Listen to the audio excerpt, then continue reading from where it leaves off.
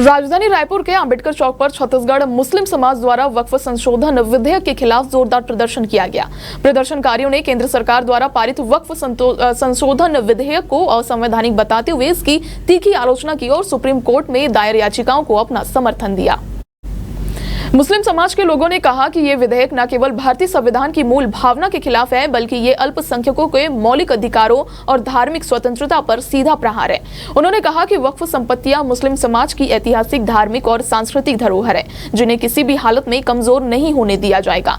प्रदर्शन के दौरान ये घोषणा की गई कि छत्तीसगढ़ मुस्लिम समाज राज्य भर में एक हस्ताक्षर अभियान चलाएगा, जिसका उद्देश्य आम नागरिकों को इस विधेयक के दुष्परिणामों के प्रति जागरूक करना और जन समर्थन जुटाना है।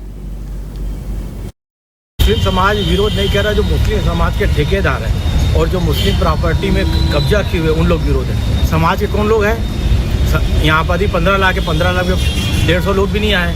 तो समाज नहीं, समाज के जो ठेकेदार बने हुए हैं और जो वक्फ बोर्ड की ज़मीनों में कब्जा किए हुए हैं, जिनके पेट में दर्द हो रहा है, उन लोग विरोध कर रहे हैं। ये गरीब मुसलमानों का हक गरीब को कैसा मिले, उसके लिए माननीय नरेंद्र मोदी जी ने कानून बनाया है और ये कानून का स्वागत करना चाहिए। इन लोग ये जो मुसलमानों की तरक्की नहीं चाहते हैं, भारतीय जनता पार्टी और देश के प्रधानमंत्री चाहते हैं कि मुसलमानों की तरक्की होए, मुसलमान शिक्षित होए, मुसलमान उन्नति करे। तो ये मुसलमानों की ना उन्नति चाहते हैं ना तरक्की चाहते, सिर्फ मुसलमान को वोट बैंक और सिर्फ वक्फ बोर्ड का डर दिखाया जाता है।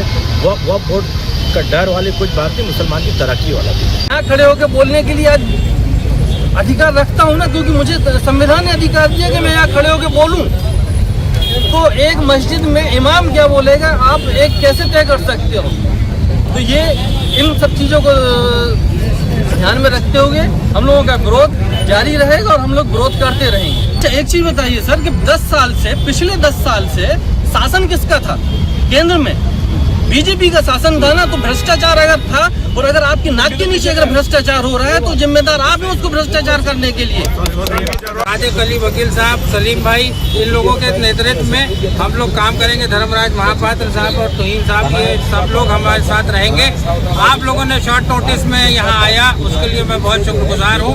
देखिए, एक बात और मैं कहना चाहूँगा कि जब सुप्रीम कोर्ट ने एक सवाल किया, छोटा सा सवाल किया, एक कब्रिस्तान 500 साल या 700 साल पुराने कब्रिस्तान की कागज कहाँ से लाएंगे? तो सरकार के द्वारा नियुक्त वकील ये कहता है कि हमको जवाब देने के लिए वक्त दीजिए। आपने कानून बनाया, आपने सब कुछ कराया, आपको जवाब देने के लिए वक्त चाहिए। ये बड़ी विडम्बना है। ये आपके सबसे बड़ी बात, आपने जब कानून बनाया है तो सारे उसकी चीज़ें जब आप बोलते हैं कि गरीबों के लिए, हम मुसलमानों के लिए आगे आ रहे हैं, तो उनकी सारी चीज़ों का जो संभावित प्रश्न है उनके उत्तर उनके पास रहने चाहिए थे। इससे साफ जाहिर होता है कि केंद्र सरकार लीपापोती करेगी हमारे साथ। और दूसरी बात, अगर हम मुसलमान गरीब लोगों के लिए करते हैं तो वक्त किया गया इसीलिए है